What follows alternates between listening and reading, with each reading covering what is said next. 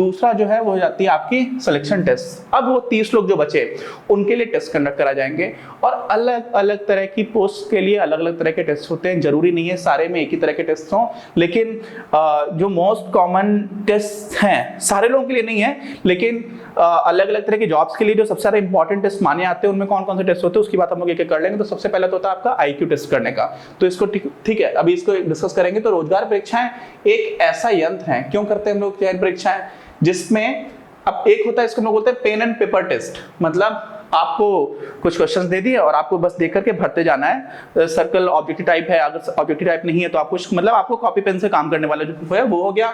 या फिर निर्दिष्ट कार्य का मतलब क्या होता है कि आपको कोई टास्क दिया गया, कोई असाइनमेंट दिया गया और वो असाइनमेंट जो आपकी प्रोफाइल है उससे मिलता जुलता होगा ऑब्वियसली, है ना, कि आपको इस तरह का काम के लिए हम सोच रहे हैं तो क्या आपको इस तरह का काम आता है, तो उसी का एक छोटा सा असाइनमेंट दे दिया, ठीक, जिससे कि आपकी जांच की जा सके कि आप ये काम करने के योग्य हैं अथवा नहीं। ठीक है, जो व्यक्तियों की कुछ निश्चित विशेषताओं को मापते हैं।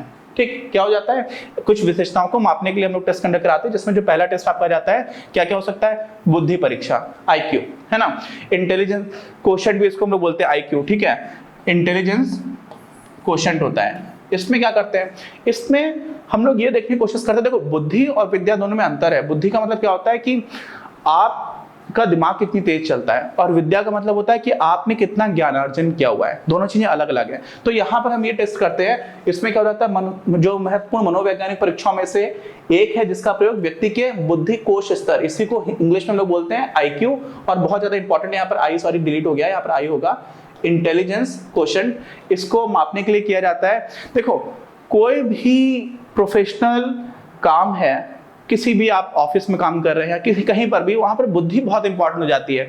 बुद्धि आमतौर पर जैसे इसको कई बार बोलते हैं प्रेजेंस ऑफ माइंड, ठीक है, नॉट नेसेसरली बुद्धि का डायरेक्ट रिलेशन है। कई लोग हैं जो बहुत डीप थॉट्स बहुत अच्छे कर ले जाते हैं, लेकिन प्रेजेंस ऑफ माइंड उनका उतना अच्छा नहीं होता है। तो अलग अलग तरह से हम लोग चीजों को देख रहे होते हैं, लेकिन फिर भी जो बुद्धि है वो बहुत इंपॉर्टेंट रोल प्ले करती है, क्योंकि आपको कई बार निर्णय ऑन स्पॉट लेने होते हैं, बहुत ज्यादा समय नहीं मिलता है ना, बहुत दिन में आप 1000 निर्णय लेते हो, और किसी कंपनी में काम कर रहे हैं मान लीजिए संगठन में, तो वहां पर भी आपको बहुत सारे निर्णय लेना पड़ जाते हैं। तो आपकी बुद्धि कैसी है, इसके लिए हम लोग बुद्धि परीक्षा या फिर इंटेलिजेंस टेस्ट को कंडक्ट कराते हैं। दूसरा जो आपका जाता है वो जाती है कौशल परीक्षा, एप्टीट्यूड। इसमें क्या होता है, एप्टीट्यूड का मतलब क्या होता है मालूम है, जैसे कोई इंसान बोले कि मेरा संगीत को सीखने का बहुत अच्छा एप्टीट्यूड है, क्या बोले कि संगीत तो सीखने का मेरा बहुत अच्छा एप्टीट्यूड है। कोई दूसरा इंसान है उसका एप्टीट्यूड बहुत अच्छा हो सकता है फुटबॉल को खेलने का, और किसी का हो सकता है कि स्पोर्ट्स में बहुत अच्छा है, यार अब इसको कुछ भी खिलाते हो बहुत जल्दी सीख जाता है ना। किसी का हो जाता है कि ये भाषाएं बहुत जल्दी सीख जाता है। ठीक, तो अलग अलग लोगों का अलग अलग होता है। मुझे ऐसा लगता है कि मेरा खेलने में काफी ठीक है, नॉट नेसेसरली, मतलब बहुत लोगों का बहुत अच्छा भी होगा, लेकिन भाषाएं सीखना डिफिकल्ट हो जाता है। जैसे कभी कभी कुछ लोग बोलते हैं कि लेट एज हो जाती है, जब आप थोड़े बड़े हो जाते हैं फिर पियानो सीखना काफी डिफिकल्ट हो जाता है, लेकिन कुछ लोग हैं जो बहुत अच्छे से उसको भी मास्टर बन जाते हैं। तो अलग कुछ लोग हैं उनको तैरने में बहुत दिक्कत होती है ना, बाद में अगर आप सीखना, बाद में कुछ भी सीखो तो बहुत मुश्किल होता है, इसलिए बचपन से काफी कुछ सीख लो तो बहुत अच्छा रहता है, लेकिन फिर भी कई लोग हैं जो कर ले जाते हैं। तो अलग अलग लोगों का अलग अलग तरह के काम के प्रति सीखने का नजरिया और सीखने की जो स्पीड है वो अलग अलग होती है। तो एप्टीट्यूड में हम क्या करते हैं कि आपको कोई काम सिखाया जाए, उसको सीखने में आप कितने सक्षम हैं, आपको आता हो पहले से ये नहीं है, लेकिन आप उसको सीख सकते हैं या नहीं सीख सकते हैं। ठीक है, तो नए कौशल को सीखने की संभावित कुशलता, कि आपको ये सिखाया जाएगा तो आप सीख पाओगे नहीं सीख पाओगे, ये भी बहुत इंपॉर्टेंट होता है। क्यों होता है, जो भी काम कई बार हम लोग किसी भी नए ऑर्गेनाइजेशन में कर रहे होते हैं, उसमें बहुत सारे एस्पेक्ट्स ऐसे होते हैं जो हमने कभी नहीं किए होते। भले ही हमने MBA किया हो, भले ही मैंने IIT से BTech कर रखा हो, फिर भी कई चीजें ऐसी आती हैं जो आपको नई सीखनी होती हैं। तो वो सीखने का आपका कैसा एप्टीट्यूड है वो काफी इंपॉर्टेंट हो जाता है। ठीक, अच्छा, फिर व्यक्तित्व क्या होता है, व्यक्तित्व में क्या होता है, आपकी वैल्यूज क्या है, आपके इंपल्सेस क्या क्या है ना, आपकी पर्सनालिटी किस टाइप की है, क्या आपकी पर्सनालिटी ऐसी है जो ऑर्गेनाइजेशनल गोल्स से अलाइंड हो, मतलब जो संगठनात्मक उद्देश्य हैं, जो संगठन में कल्चर है। कल्चर समझते हैं कि हमारे यहाँ का ऐसा कल्चर है, कल्चर का मतलब समझते हैं क्या होता है, जिसको हम लोग बोलते हैं संस्कृति ऐसी है। तो हर संगठन की अपनी अपनी संस्कृति बन जाती है, तो आपका उन सारी चीजों से अलाइंड है या नहीं है ना। कई बार ऐसा होता है कि आप उन वैल्यूज को, उन मूल्यों को महत्व देते हैं जिसको कंपनी देती है या नहीं देती है। तो ये सारी चीजें देखी आती हैं। इसमें क्या होता है, संवेग है, प्रतिक्रियाएं है, परिपक्वता है। ठीक है, ये इंटरव्यू में काफी अच्छे से कई चीजों में समझ में आ जाती है।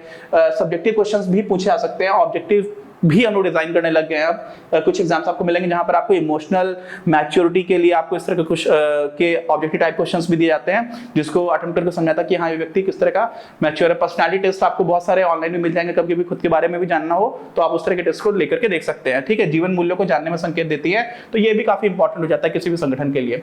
और इसी में एक और जो है इन परीक्षाओं का निर्माण, हाँ अब जो वैल्यूज, अब इसमें आपको एक कहानी सुनाता हूं, रियल लाइफ है, ठीक है।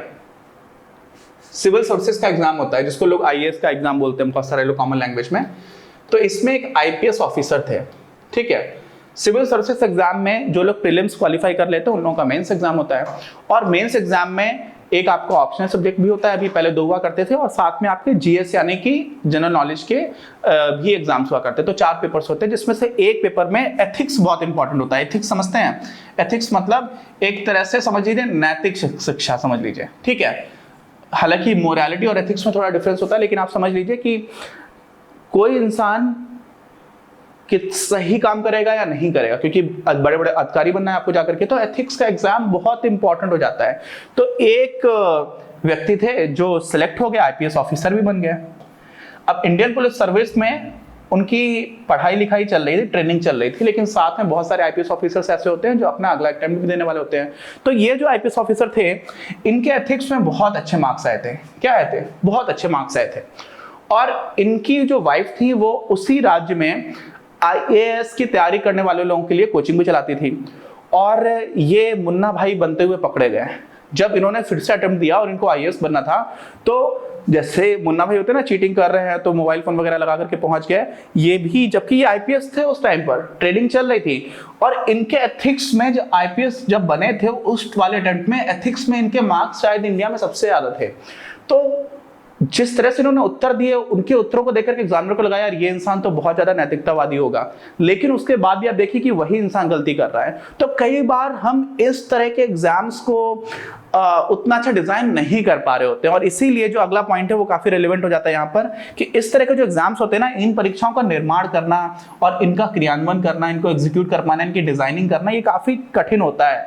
आप सोचते हो कि हम पता कर ले रहे हैं, क्योंकि सामने वाला इंसान हो सकता है सोचता कुछ और हो, लिखा उसने कुछ और है, ठीक है। तो आप किसी की नैतिकता को कैसे जानोगे जब तक आप उसको रियल लाइफ सिचुएशन नहीं दे रहे हो, तो बहुत डिफिकल्ट हो जाता है। लेकिन फिर भी ये एग्जाम्स भी काफी ज्यादा इंपॉर्टेंट, इस तरह के टेस्ट भी बहुत इंपॉर्टेंट हो जाते हैं।